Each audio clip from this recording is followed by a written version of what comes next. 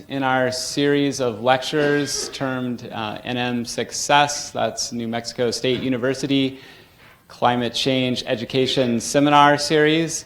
And as a plug for the next event before we get into this one, our next speaker is going to be November 7th at the Rio Grande Theater downtown. And Scott Denning from Colorado State University is going to be speaking at that event. For more information about that event and future ones in the seminar series, you can find our webpage. It's nmsuccess1.wordpress.com. And we also have a Twitter feed, also NMSuccess1. So track us down and come along to these events, which will be happening monthly over this academic year. Okay, so with that, I'd like to introduce our speaker for tonight. We're fortunate to have Isabel Montanez joining us. A brief bio on Isabel. She received her PhD at Virginia Tech, and then after a position for a few years at UC Riverside, she moved to UC Davis, where she is currently a distinguished university professor. And among many notable contributions that Isabel's made, she's served as the president of the Geological Society of America over the last year. And she is also the lead author for a National Academies of Sciences report on essentially the topic that she'll be speaking on tonight, how information from the past can inform what may happen in our future. And so, anyway, with that, I'm pleased to introduce Isabel. Thanks.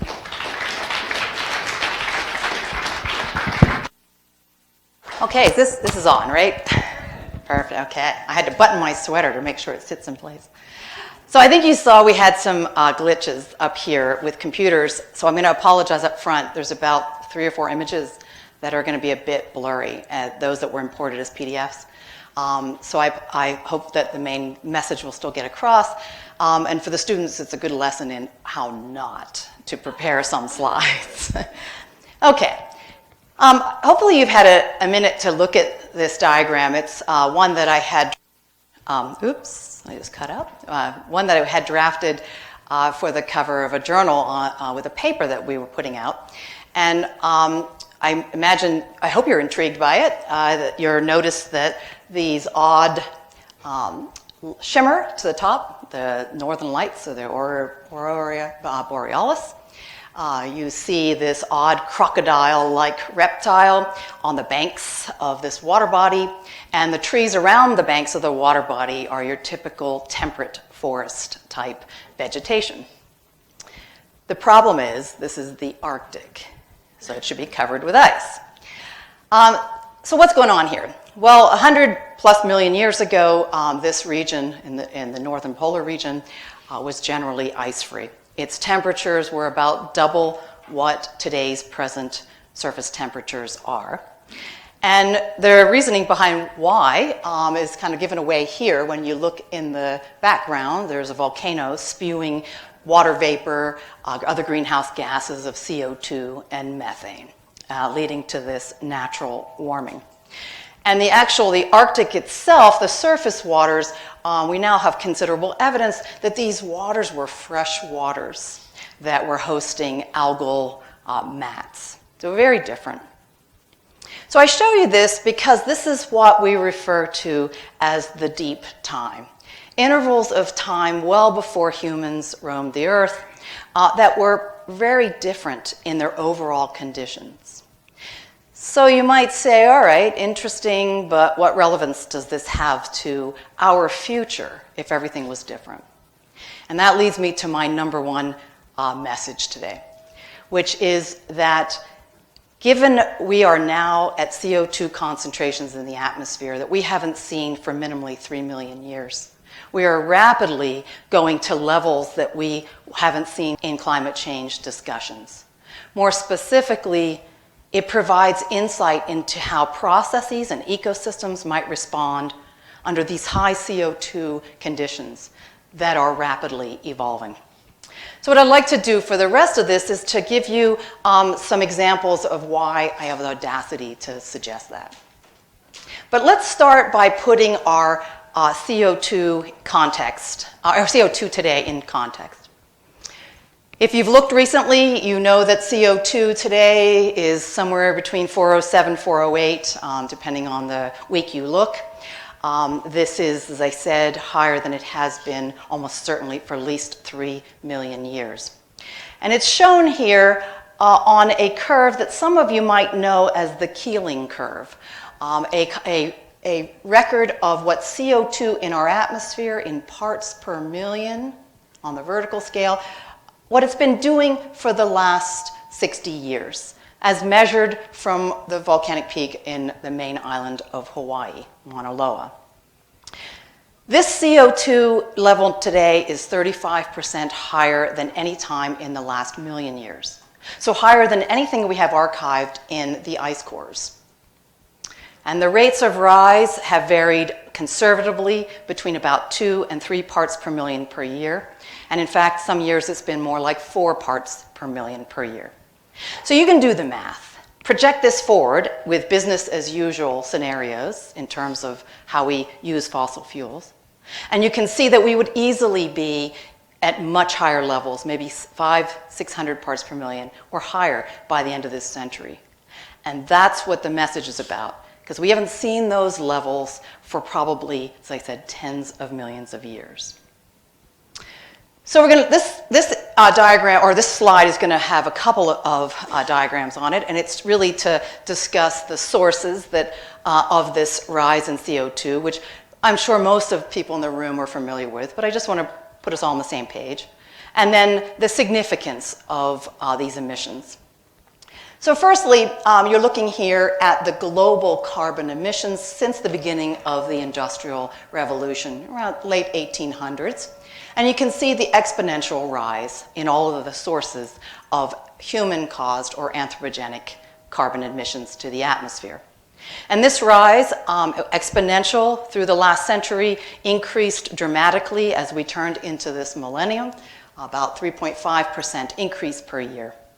And around 2014, we thought we saw a stabilizing of these levels in certainly Europe and in the US. And then in 2017, we hit a new historical high.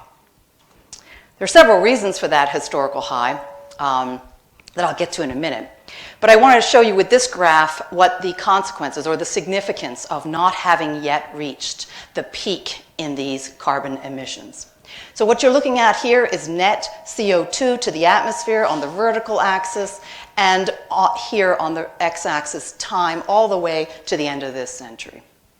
So the black line shows you our to-date emissions, and then all of the different colored lines are projections through this century for different economic scenarios of using fossil fuels and mixes of renewable energy.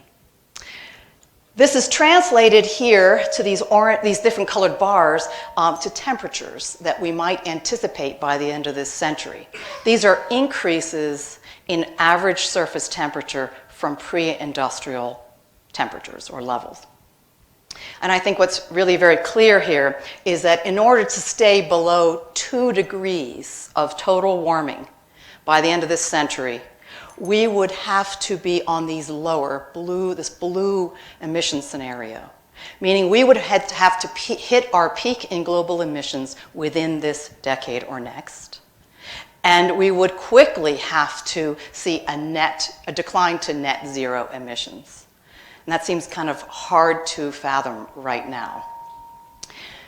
2 degrees. Why is 2 degrees important? Because that is the ceiling, the critical threshold that was used for the Paris 2015 agreement, that level at which you see catastrophic effects of warming.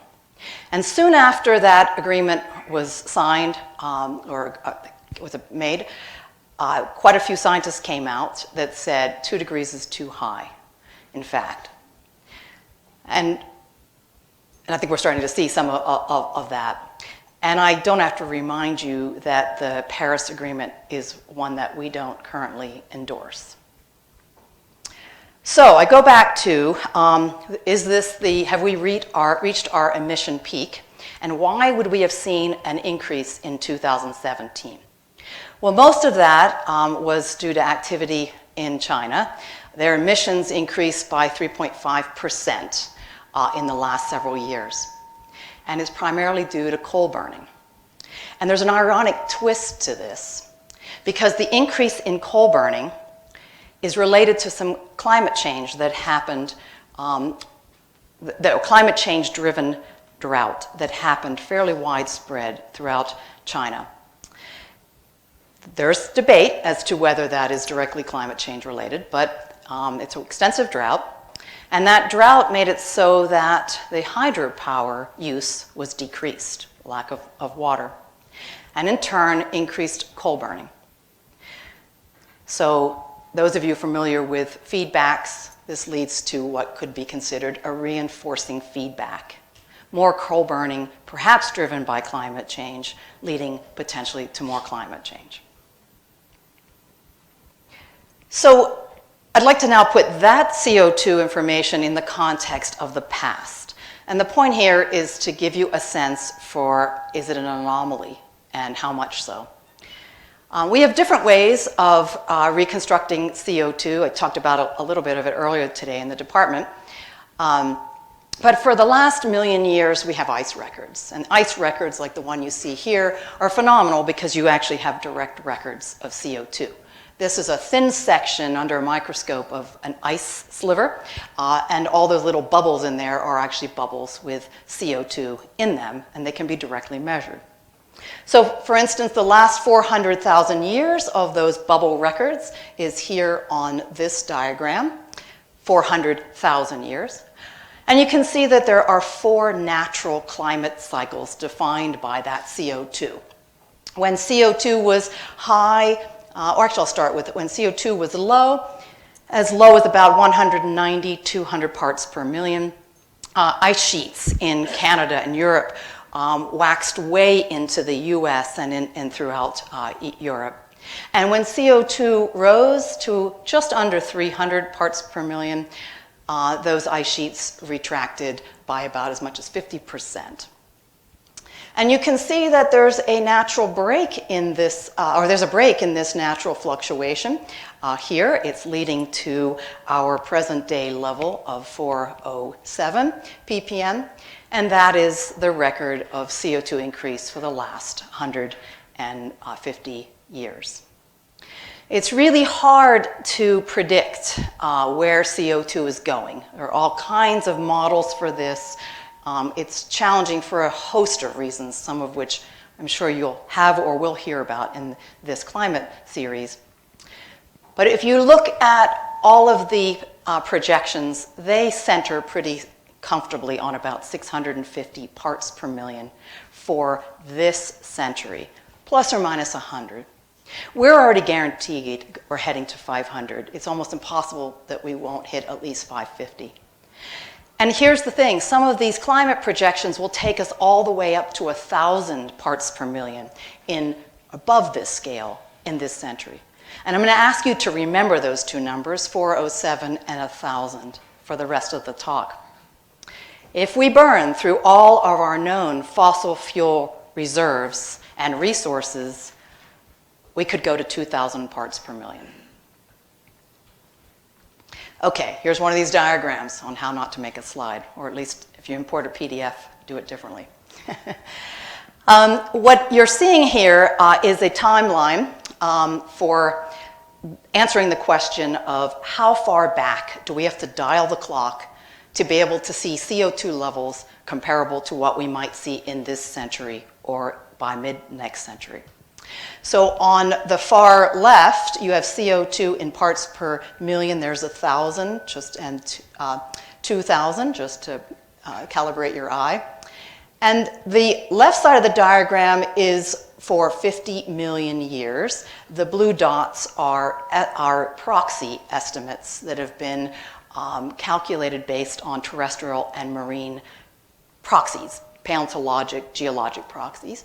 And the red line is the statistically best estimate for what CO2 was doing. On the left, then, that is projected through the last 1,000 years from the ice cores, flat, and then the future projections based on those economic models. So you might recognize one here, the brown one, and if you know anything from the IPCC, this would be RCP 8.5. That's our business as usual curve, the brown one. But our proxy record for the last 50 million shows us very clearly that CO2 has dropped starting about 34 million years ago and has stayed very low since then. And the blue lines here that now have text over them, unfortunately, are the time span for when our ice sheets were developed both in Antarctica and in the northern hemisphere. The Antarctic ice sheets started to stabilize when CO2 went below 650 parts per million, plus or minus about 30 parts per million. And the northern hemisphere ice sheets didn't stabilize until we were well below 300 parts per million. So again, business as usual, the brown curve. And so I'm going to drop a few lines here on this diagram that will illustrate that within mid-century, if we stay on this business as usual track, we could be at CO2 levels since before the stabilization of even the Antarctic ice sheet. Now, it's not as simple as do we hit that and we lose our ice. We have something called hysteresis. But what we do know is that ice is starting to melt faster than what is projected by models because of feedbacks that were not previously considered. So we hit those levels and things don't look good. The other thing that is a takeaway point from this is that we're talking about CO2 levels, or global emissions over the last 100 plus years that are of geologic magnitude, but released in a geologic instant.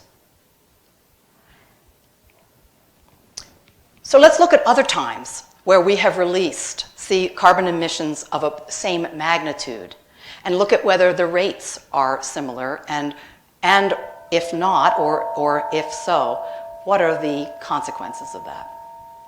This is a timeline in millions of years. It's fractured here where you get to about 1 billion years, and it's there to illustrate that the Earth has fluctuated broadly between two climate states in Earth history.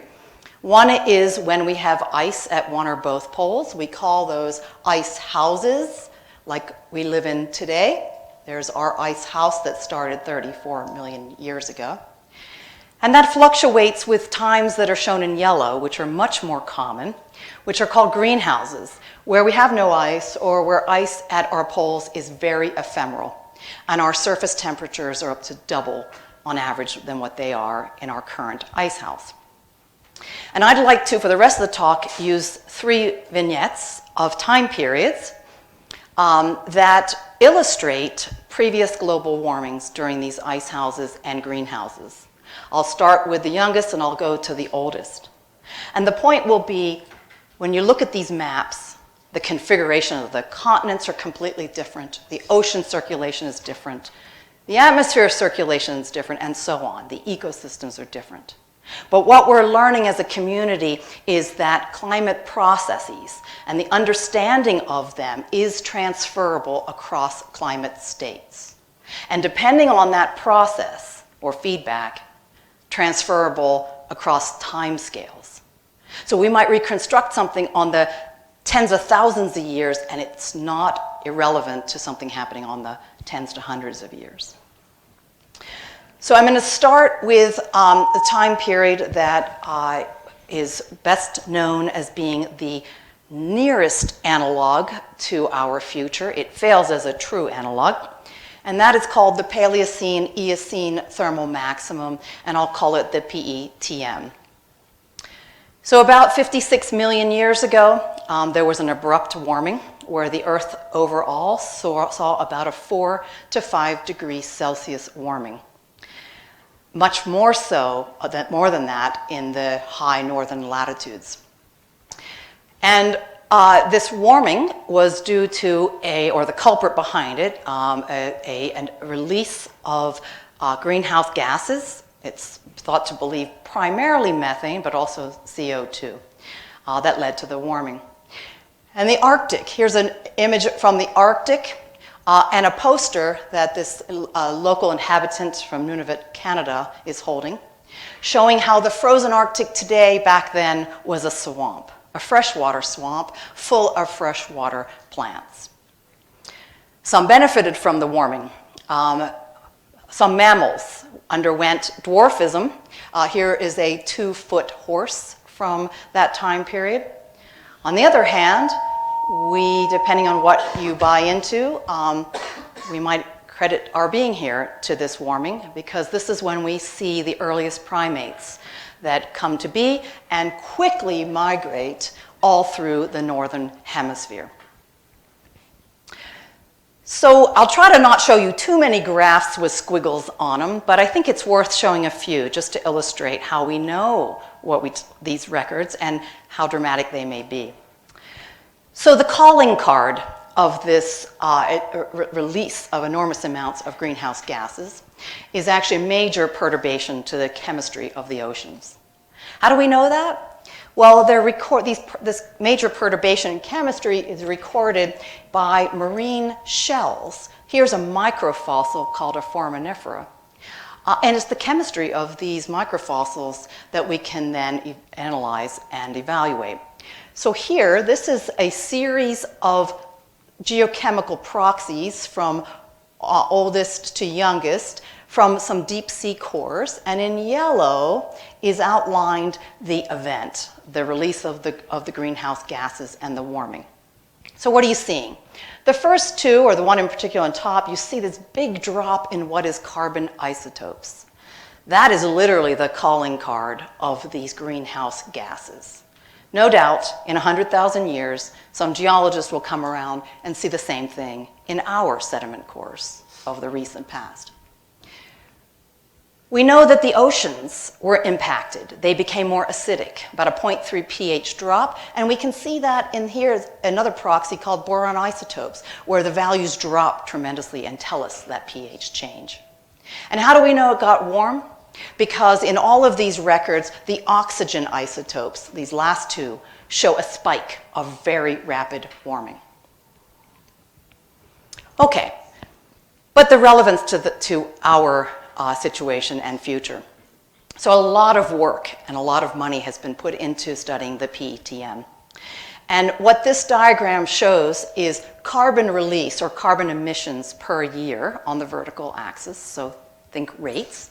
And on the non-linear x-axis is time. And the reason it's not linear is because these estimates keep evolving. So each time I can just change them without making a new diagram. But the data doesn't change. In black is the emissions for our current carbon experiment. The last 150 years and projected to another 250 years. So that would be basically burning through almost all of our fossil reserves and resources. And in red is that for the PETM. Now there's two colors of red there, because what we do know is that somewhere between about 3,000 gigatons and about 13,000 gigatons of carbon was released. And that matches very nicely with what the estimates are for our future. Somewhere around 1,000 or so gigatons likely, could get as bad as 10,000 gigatons if, like, methane ice melts on our continental margins due to the warming. So two different colors of red because the initial pulse was very fast. And everybody thought, wow, this is the perfect analog for our future. Is it? Look at the size, the magnitude of the peaks. Yes, it was fast. But even this was an order magnitude minimally less fast than that of our modern situation. And if you're not familiar with PG or petagrams are, it's 1,000 billion kilograms of carbon. Okay, and this is if you like things in parts per million per year, you can see the rates we're talking about. Unprecedented, at least, for this event. Now, folks have translated these emissions to temperature change. And here you're seeing temperature increase in degrees C for our current situation, the pre-industrial to now, and to the future, potentially 4 degrees of warming, maybe higher. Interesting that that 8 is on there. We were talking about that at dinner. It's pretty high. And then in blue is the PETM, calculated rates of warming. And again, you can see the vast difference. In this case, several orders of magnitude, a couple orders of magnitude or more of difference in the rates of warming. So this event, it's called a hyperthermal, an abrupt warming that probably comes as close to what we have in the record for our projected future. These events were repeated during an overall greenhouse time, outlined here, that lasted almost a couple 100 million years. Minimal ice in the poles, and overall much warmer temperatures. And the interesting thing about these greenhouse periods is that they provide us a real paradox in terms of understanding future climate change. Because to date, there is not one climate model, be it US, European, Japanese, that has been able to reconstruct the warming that is reconstructed from proxy records. And I'll show you in a minute the level of data model mismatches. In particular, what they can't reproduce is these really high polar temperatures, nor the temperature gradients over the latitudes. So this is the second diagram that's come in all fuzzy, but what you generally need to see is that these are 2 windows in time of between 38 and 56 million years ago, or the Eocene, looking at the pole to equator temperature latitudes in the surface ocean. The colored symbols are proxy data, things that came from those marine shells and other proxies. And in gray is the present or modern day latitudinal temperature gradient on Earth.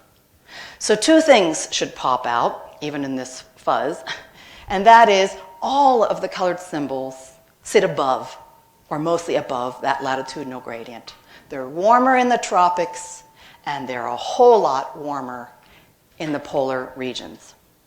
And the overall gradient through those colored or proxy symbols is dampened, far shallower than that of the modern day latitudinal gradients. And again, to date, the climate models have not been able to reproduce this without unreasonable levels of greenhouse gases. So in this diagram, what it shows is this degree of mismatch between the models and the proxies. And I'll help you to read this. The degree of offset, if there's none, it's 0. And the degree of offset for the low latitudes is on the x-axis. The degree of offset for the high latitudes is on the y-axis. So generally, everything that falls down here is just, the models are just not able to produce the hot enough temperatures, be it high latitude or low latitude.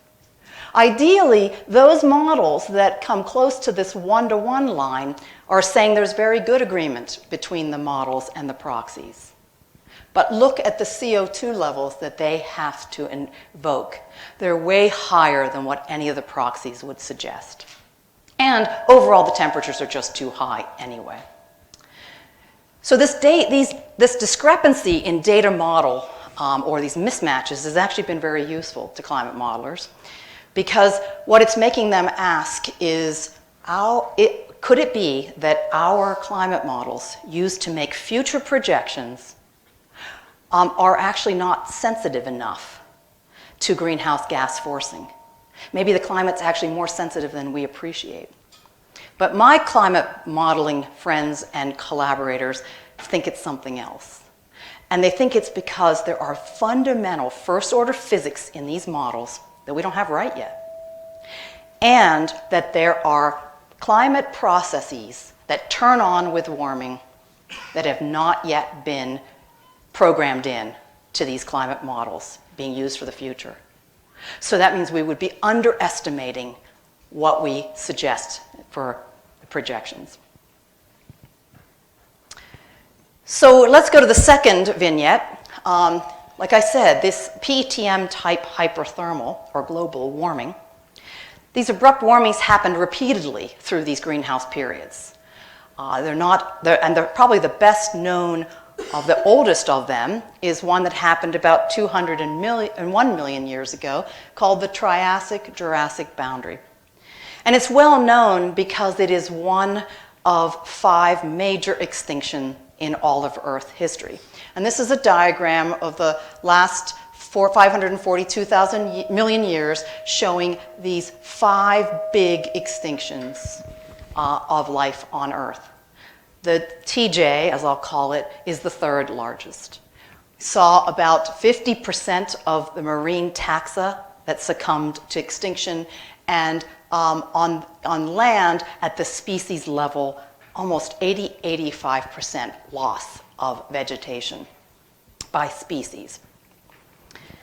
And some have argued that this extinction of multiple clades of reptiles led the way or opened up the opportunity for the age of the dinosaurs. So what do we know about this time? Well, for instance, a study done in East Greenland shows that the forests immediately up to the boundary were these lush gymnosperm forests. And very shortly, almost knife sharp in the geologic record, you turn to forests that looked more swampy, less dense, and fern-rich. Ferns tend to be an indicator of stress. They move in as opportunists when things are stressed for others. The very, very cool thing about this particular time interval in this location is that the fossil plants, and you see 2 here, are exceptionally well preserved. Remember, these are 201 million years old, and you can peel the leaf off the rock. What this is the waxy, impermeable layer in leaves that we see often left after the next season that's called cuticle. And that cuticle, as we mentioned earlier today, you see a piece of cuticle here. This waxy layer has the breathing pores for photosynthesizers on land. And these breathing pores are called stomata. It's where CO2 goes in as food and where water and O2 is released. Well, we can use these in these plants to estimate what the CO2 was at this time. It works really well if the plants aren't extinct. And they've shown from growth experiments, from using fossil collections in museum collections, that the number of these breathing pores on a leaf actually changes in response to changing CO2. When CO2 is high, the number of breathing pores go down. And when CO2 goes down, you get many more breathing pores per unit area. For plants like ginkgos that are still with us, this works beautifully because you literally can go in there. This is a thin section, microscope image under an epifluorescent light that is showing all the cells of the leaf. And these little holes that look like they have lips around them, those are the breathing pores. Simply taking a ratio of the breathing pores versus the all other epidermal cells, calibrate it to the living ginkgo today, and voila, you can get CO2 estimates that have very high precision. So this was done for the TJ from these fossils from East Greenland. And what you're looking at here is time in the vertical, and the arrow points to the extinction layer that you can put your finger on, or the Triassic-Jurassic boundary. And on the left are for one extant plant, the ginkgo, and for one extinct plant, Benetites, the change in those stomatal frequencies. And what it's saying is that the stomata dropped by about 50%. Quickly across this boundary. In fact, right before the extinction boundary. And when you translate that to CO2, it looks like this. CO2 levels that were a background of about 800 parts per million, literally doubling across that extinction boundary. People got excited. is this an analog? Well, once again, it's really interesting. It's been reproduced at many sites around the world, but the rates are an order to 2 orders of magnitude slower than what we are seeing in present day. And don't forget, there's a major extinction with this. The cool thing about these plants is that the stomata also change not just the number on a leaf, but their sizes. And I want to emphasize that plants can change their leaf stomata, number, and size literally with the next new leaf on that plant. We're not talking hundreds of years later. It's instantaneous. And they do this in response to climate. Well, these plants, again, the ginkgo and the benetites, when you look at their stomatal changes and you calculate what that does to the transfer of water, the transpiration of water out to the atmosphere above, this is what happens. That transpiration decreases on the stomatal scale 50 to 60%. And you can model that up to the entire canopy of a forest. And when you do, it's no different. 50-60% decrease in the transpiration of water up to the atmosphere above. So that notion of putting the rain in the rainforest, that's 50% decrease in that capacity. And this has important implications for not only the past climate, but for our future. So let me explain to you why the implication, and then I'll tell you why for our future. So here's a flow diagram that just suggests the relationship between things, or feedbacks. Your stomata on a leaf decrease in number and in size. You decrease your transpiration. And as a result, you have more water in the soil, and that water comes up and out as surface runoff. Okay? For the Triassic-Jurassic boundary, this could explain why there's extinction both on land and in the oceans, or at least one potential reason for it. Because all of that runoff would lead to a lot of erosion of soils and landscapes. And that runoff, with the nutrients that it would carry, would end up in our coastal waterways. Overproductivity in those waterways, algal blooms, eutrophication, low oxygen, anoxia, so on. And that could be a mechanistic linkage to biodiversity both on land and in the water. But the message is bigger than the Triassic-Jurassic boundary. This process by which plants literally, they respond to the climate and in turn influence the climate by changing how they cycle water is called physiological forcing. And physiological forcing can change within the lifetime of one plant. It can change the way it does that in response to climate. And it can have huge impacts, 50% changes. But to date, not one single climate model has yet integrated this concept into their land component. So when we look at how plants respond and how they influence the climate in our current climate models, all we're really looking at is static response and migration of biomes, not physiological forcing. They're aware of it, they're working on it, but it is a huge amount of computer power to do so. Okay, so the last example, I can't help myself because it's one that's near and dear to my heart, is paradoxically looking at the last time we were in an ice house. And that's a long time ago, about 340 to 290 million years ago. This last ice house, very different configuration of the continents, but it is the last time until 34 million years ago that we had stable ice in our polar regions. Very low CO2, comparable to our pre-industrial levels. And most importantly, it is our only record in the geologic archive of an ice house turning fully over to a greenhouse. It's a time of the radiation, evolution and radiation of the Earth's first tropical rainforests. This is what they looked like. They covered up to 33% of the continental area at the time. They had very weird trees like enigmatic telephone poles that we call lycopsids. If you've ever thought about coal or been to a museum, you've seen dioramas or actual fossils of these. Tall, 60, 100 meters tall, with their foliage just at the very top. Very strange plants. And the very first seed plants on Earth, the Medullosins, and together they make up our coals that we burn today. Ice wasn't distributed as a big ice sheet. It was very dynamic. There were ice centers all through the southern hemisphere. This is a southern pole perspective.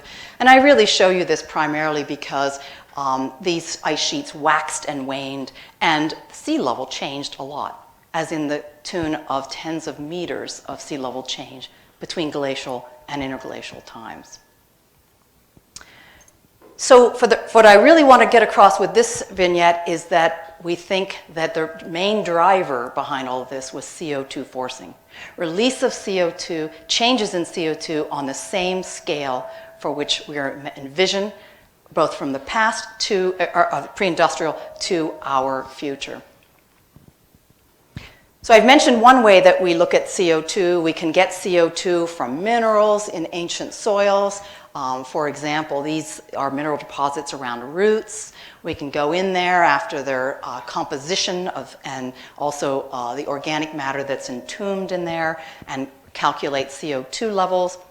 We can go after the plants, the really well-preserved plants. I showed you a fossil ginkgo earlier. This is a 300-million-year-old plant seen under a microscope. All the epidermal cells are preserved, the stomatal breathing pores, and so on. So we use the same approaches to getting at CO2, but in the deep time, the more proxies we have, the better, the more confident we are of our estimates. And there's a new proxy that came out that's showing a lot of promise. It's related, again, to the fossil plants and to a universal leaf gas exchange equation. And the bottom line is you can calculate CO2 if you can measure a few things on your leaf and get their carbon isotopic composition. And we can do that in well-preserved leaves. So we end up with records like this. And you're looking at 16 million years of time, 300 million years ago. CO2 varying between 200 and 600 parts per million, as high as maybe 750, with an average of about 390 parts per million. And it's showing an apparent 10 to the 5th year rhythmicity that is related to glacial, low CO2, interglacial, higher CO2. Not that unlike the last million years recorded in the ice cores. Once again, when you calculate the rates, they are very slow. It may be that these rates are too slow because of the resolution this far deep in time, but they're still not going to come close to our, even corrected if we could, to what would be our present day rates. When we put these kinds of levels of CO2 in climate models to see just how stable ice sheets are, it's really very interesting. Because when we get below 300 parts per million, we get big ice down in the southern hemisphere. It isn't going anywhere. It's stable. We can change the CO2, 50, 75 parts per million. Nothing. It's doing nothing.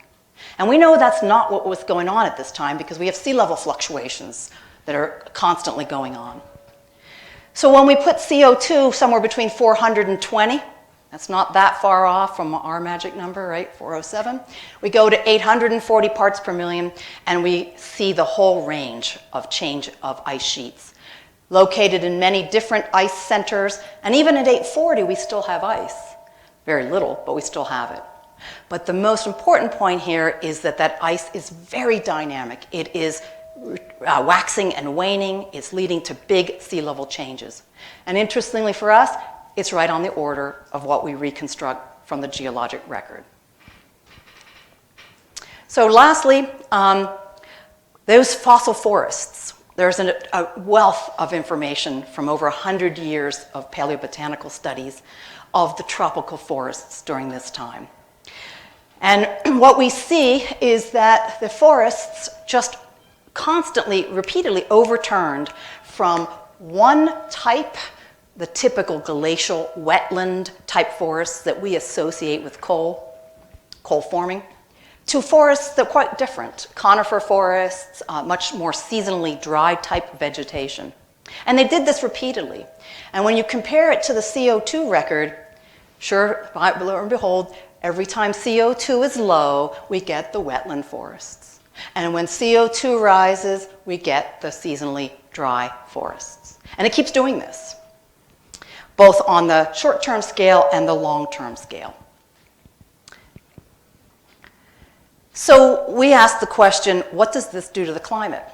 If the physiological forcing is happening, one, do we see evidence for that? And two, how does it impact potentially the climate? Well, I'll tell you right up front that we see the same changes in stomatal number and stomatal size that we see at the Triassic-Jurassic boundary. The same changes that people see at several other time periods in the past, meaning these are not unusual when we have climate change. So we said, okay, let's do some ecosystem modeling to try to figure out what impact this has on the climate then. And one of the metrics that we use is something called water use efficiency.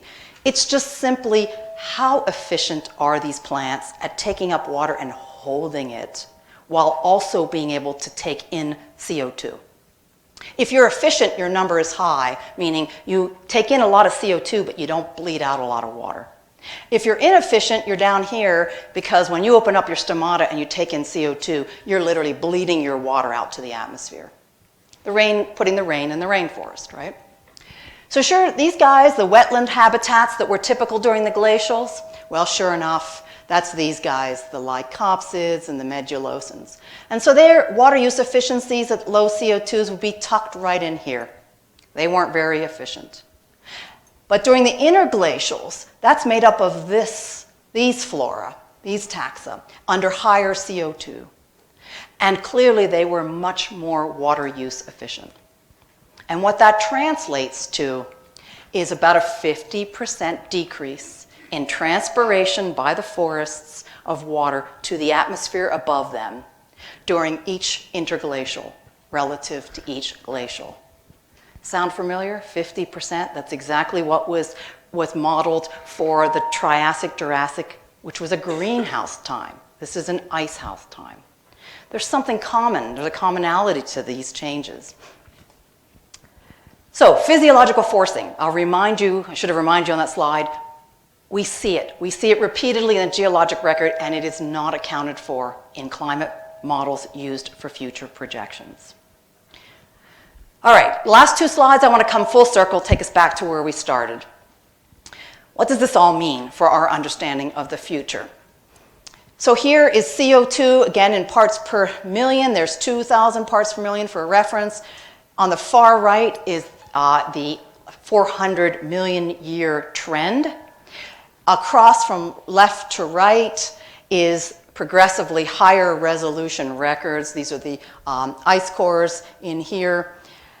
And then projections into the future with business as usual, the 8.5 scenario. And I think what you can appreciate when you look at this diagram overall is an overall drop in CO2 over the last 400 million years. The Earth has been undergoing a correction as the sun's energy has become, the luminosity to Earth has become higher. It's a natural balance, sort of to take care of the system. And then there's this, okay? The business as usual scenario and the others. Today, we are already at this level, which is barely skirting the highest estimates for 3 million years ago. They were probably even lower than they are today. And if you go to, like I said, mid-century, you are at levels we haven't seen for 30 million or 34 million years. And a thought not to be lost on you, before any of our ice sheets had developed and become stable. Another way of looking at this is to look at total emissions.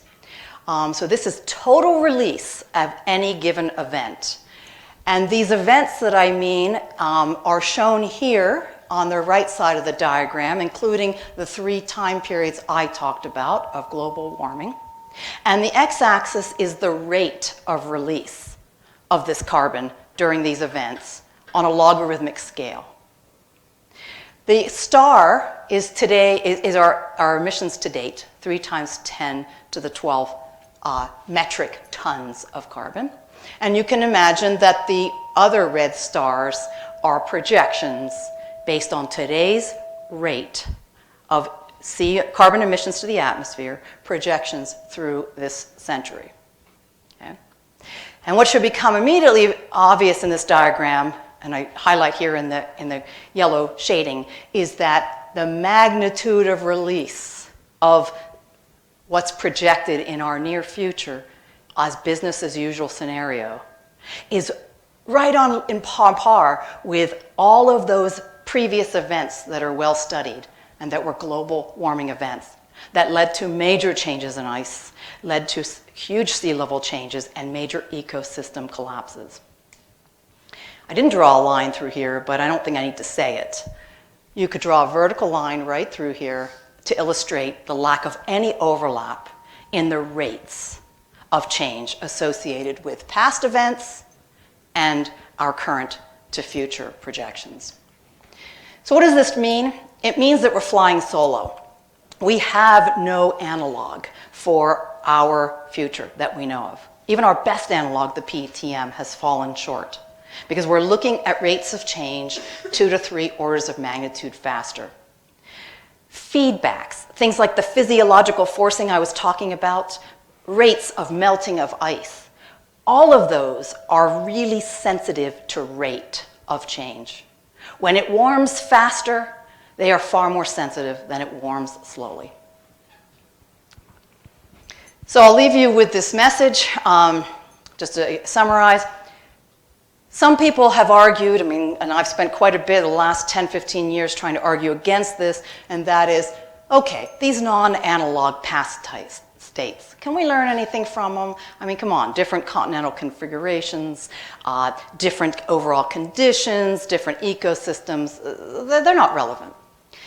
And what I'll reemphasize, that I said early on, is that it's these climate states in the past, whether they happened during greenhouses or whether they happened with global warming in an ice house, it doesn't matter. They are all providing very good insight and often very similar insight into fundamental climate processes. That's the key here, processes and ecosystem processes. Their response, often that is quite complex, involving feedbacks, to high CO2 and evolving CO2. There's no way we can get that from study of the last, certainly last million years or last few million years, when CO2 was 35% lower, minimally, than it is already today. These feedbacks don't turn on until CO2 is at a certain level. The data model discrepancies. There's a lot, especially in the media, about, well, these models, they project this, but they're falling apart. The British model is better than now the Japanese model, so on and so on. We're missing the point. The mismatches, the data model discrepancies are a real opportunity to try to figure out what it is in this climate system or in the physics of the model that we don't have right yet. Because until we get that right, for people like me, it's unfortunate we don't know more about our past, but it's just as important for what we don't know about our future. And lastly, we can't disregard the fact that we have a natural laboratory of experiments that have already played out, the paleontologic record that has just a wealth of information regarding ecosystem responses and critical ecosystem thresholds when CO2 has changed. Thank you.